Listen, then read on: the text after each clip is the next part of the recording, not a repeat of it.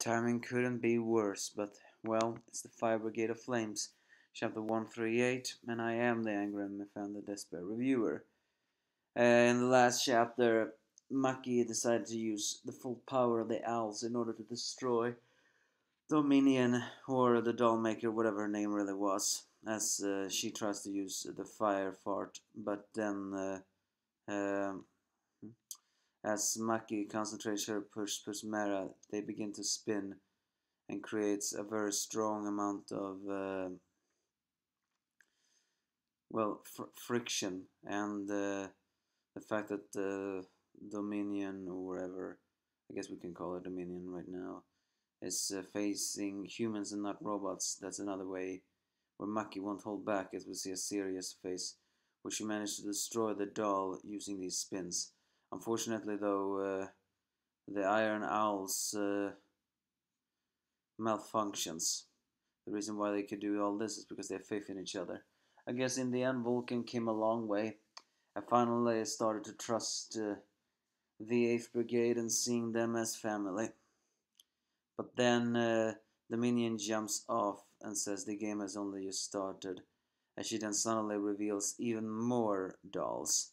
The fact that it took Iron Owls, who's now malfunctioning, to just defeat one doll, this seems to be a little bit dangerous. But Dominion just says that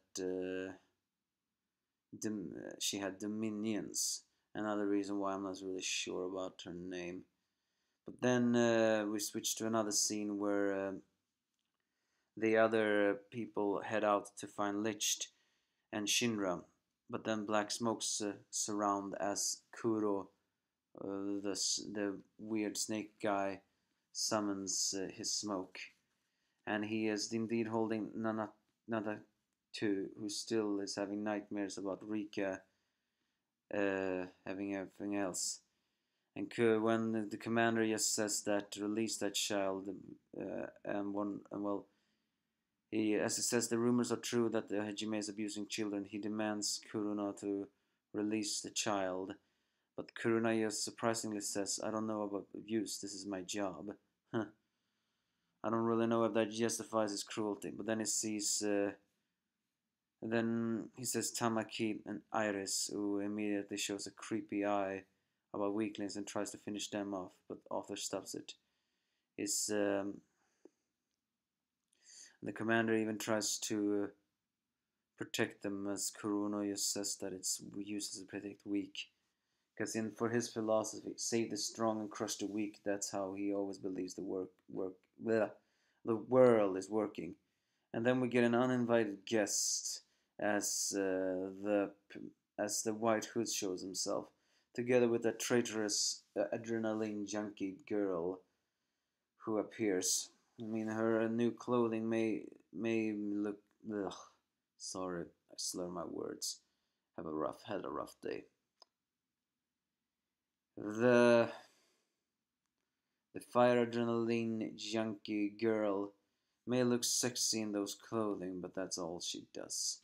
The rest of her is pretty is a scene where I just feel hatred. So that's basically the chapter. Nothing really big happens. So I mean, they defeated the Dominion doll, but then it just showed itself to have a new one.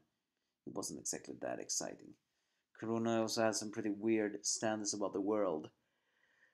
Those who say the strong live, the weak die, that's true, but the fact that the strong lives to crush the weak, quite a messed up philosophy. But you give me your thoughts if you have any.